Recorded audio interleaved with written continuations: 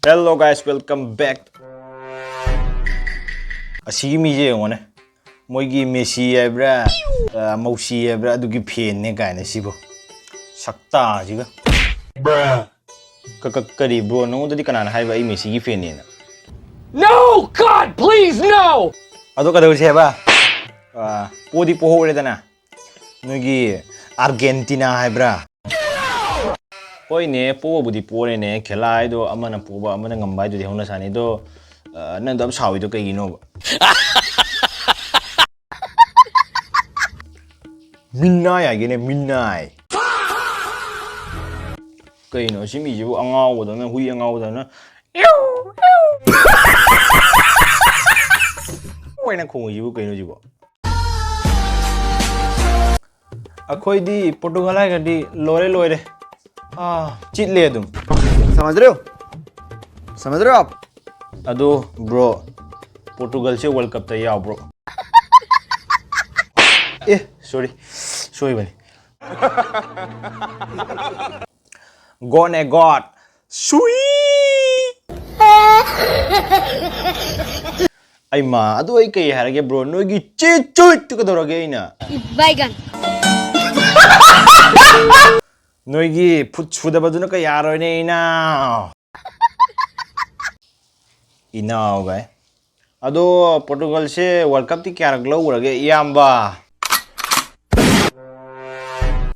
World Cup low wala ba to pane me akhoi di World Cup low wala low rogera akhoi di god aga di lore god aga king of football di lore sui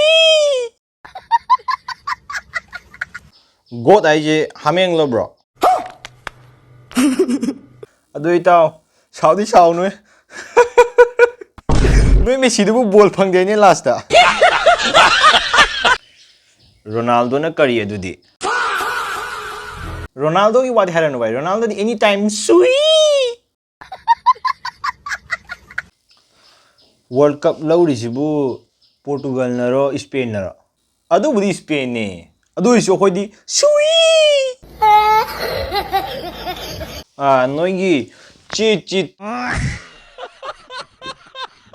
to Spain ne yerami do kauno ko Portugal Spain ne yai gera any country na yai gera khoi Argentina pore lore pele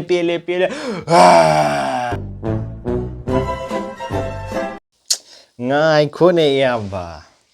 Portugal yerami do bu ngasi noina support toriba Spain matamam da noina yekna giba Spain du gana trane Portugal de Spain na trane yerami da kai da ujeba yamba kam da ujeba yare lepo ado bro Saudi Sarokano ko ai wa amtang haijege Portugal fan singja nungti gi thi thongba chakhom charam do man buwan lepo yare sidara kanu lepo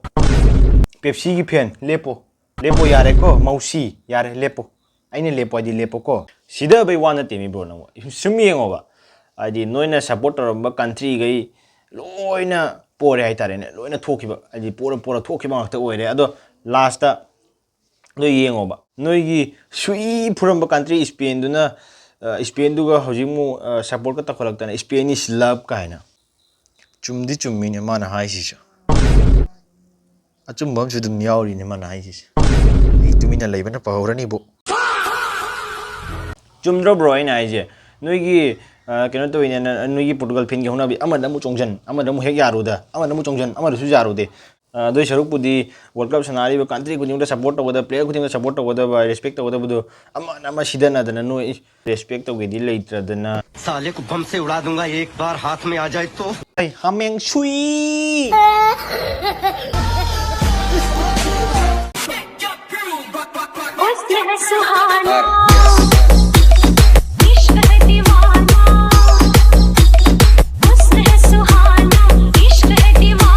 Sumai to na kai ngasi video silo shale ado ma'am misunderstanding ore ni ko ai sida jaba na chade awan amada kemna chade funny skin ko mani funny video dum semjar pani ai chum dare me ai to rai ko ado fagini player am da id expect ꯇꯧꯗꯕ ꯂꯩꯇꯦꯀꯣ ꯍꯥꯏꯗꯤ world cup ꯑꯃ ꯕꯣꯜ ꯑꯃ ꯌꯦꯡꯕ ꯇꯥꯔꯗꯤ country ꯈꯨꯗꯤꯡꯃꯛ team ꯈꯨꯗꯤꯡꯃꯛ support ꯇꯧꯒꯗꯕꯅꯦꯕ ꯑꯗꯣ ꯁꯨꯃꯥꯏꯅ ꯑꯃ ꯇꯧꯅꯔꯣꯏꯗꯕꯅꯦ ꯑꯩꯈꯣꯏ ꯃꯩꯇꯩ ꯃꯁꯦꯟ ꯍꯧꯅꯕꯤ ꯑꯗꯨꯅ ꯇꯧꯔꯦ ꯑꯗꯨꯅ ꯇꯧꯔꯦ ꯑꯗꯨ ꯁꯨꯃꯥꯏꯅ ꯇꯧꯅꯔꯣꯏꯗꯕꯅꯦꯕ ꯑꯩꯅ ꯑꯗꯨ ꯀꯥꯕ ꯑꯗꯨ ꯇꯧꯕ ꯅꯪ ꯌꯩꯔꯣ ꯁꯤꯔꯕꯣ ꯑꯗꯨ ꯃꯩꯇꯩ ꯃꯆꯥ ꯍꯧꯅꯕꯤꯅꯦꯕ ꯁꯤꯕꯨꯗꯤ ꯐꯔꯦ ꯑꯗꯣ ꯐꯔꯦ ꯃꯊꯪꯗꯤ ꯇꯧꯗꯅꯕ ꯇꯧꯁꯤ ꯃꯌꯥꯝ ꯚꯤꯗꯤꯑꯣꯁꯦ ꯂꯣꯏꯁꯤꯟꯖꯔꯒꯦ ꯃꯇꯥꯡ ꯁ꯭ꯋꯥꯏꯗ ꯑꯗꯣ ꯃꯌꯥꯝ ꯚꯤꯗꯤꯑꯣꯁꯤ ꯂꯣꯏꯗꯣꯏꯅꯤ ꯋꯥꯐꯝꯗ ꯊꯝꯖꯍꯧꯒꯦꯀꯣ ꯋꯥꯐꯝ ꯊꯝꯖꯍꯧꯒꯦ ꯍꯥꯏꯁꯦ ꯀꯩꯅꯣ ꯍꯥꯏꯀꯥꯟꯗ ꯑꯁꯤ ꯃꯌꯥꯝ ꯌꯥꯝ ꯂꯥꯏꯕ ꯊꯕꯛꯅꯤꯀꯣ ꯑꯩꯒꯤ YT ꯁꯕꯁꯀ꯭ꯔꯥꯏꯕꯔꯁꯤꯡ ꯌꯥꯎꯔꯒꯗꯤꯀꯣ ꯁꯨꯝ ꯀꯩꯅꯣꯒꯤ ꯑꯩꯁꯨ ꯑꯗꯨꯝ ꯍꯥꯏꯗꯤ ꯏꯟꯁꯇꯥꯒ꯭ꯔꯥꯝ FB ꯀꯩꯀꯥꯁꯨ ꯑꯗꯨꯝ ꯑꯩ ꯚꯤꯗꯤꯑꯣ ꯀꯩꯀꯥ ꯊꯥꯡꯒꯠꯂꯦꯕꯀꯣ FB ꯀꯩꯀꯥꯗꯁꯨꯀꯣ ꯑꯗꯣ ꯃꯌꯥꯝꯅ ꯅꯨꯡꯁꯤꯕꯤꯗꯨꯅ ꯑꯩꯒꯤꯁꯦ ꯑꯩ ꯊꯣꯛꯍꯟꯖꯔꯝꯒꯦꯀꯣ ꯑꯗꯣ ꯃꯌꯥꯝ ꯑꯩ ꯗꯤꯁꯀ꯭ꯔꯤꯞꯁꯟꯗ ꯂꯤꯡ ꯑꯅꯤꯗꯣ ꯍꯥꯞꯆꯔꯝꯃꯒꯦ ꯐꯦꯁꯕꯨꯛꯀ ꯏꯟꯁꯇꯥꯒꯁꯦꯀꯣ ꯑꯗꯣ ꯄꯦꯖꯇꯣ ꯑꯩ ꯍꯥꯞꯆꯔꯝꯃꯒꯦ ꯑꯗꯨꯒ ꯃꯌꯥꯝ ꯆꯪꯉꯒ ꯐꯣꯂꯣ ꯇꯧꯁꯟꯕꯤꯔꯣ ꯑꯗꯨꯁꯨ ꯚꯤꯗꯤꯑꯣ ꯁꯦꯝꯃꯤꯒꯣ ꯑꯌꯥꯝꯕ ꯑꯩ ꯑꯗꯨꯝ ꯑꯩ ꯐꯣꯂꯣ ꯕꯦꯛ ꯍꯟꯖꯔꯛꯀꯦꯀꯣ ꯍꯜꯂꯣꯏꯗꯕ ꯀꯩꯁꯨ ꯅꯠꯇꯦ ꯐꯣꯂꯣ ꯕꯦꯛ ꯍꯜꯂꯛꯀꯦꯀꯣ ꯃꯌꯥꯝ ꯑꯗꯨꯗꯤ ꯃꯊꯪ ꯚꯤꯗꯤꯑꯣꯗ ꯑꯃꯨꯛ ꯁꯦꯝ ꯁꯥꯕꯗꯣ ꯂꯩꯕꯤꯔꯝꯃꯣ ꯉꯁꯤꯗꯤ ꯃꯇꯥꯡ ꯁ꯭ꯋꯥꯏꯗ ꯀꯥꯏꯅꯔꯁꯤ ꯂꯦꯠꯁ ꯒꯣ ꯒꯥꯏꯁ ꯕꯥꯏ ꯕꯥꯏ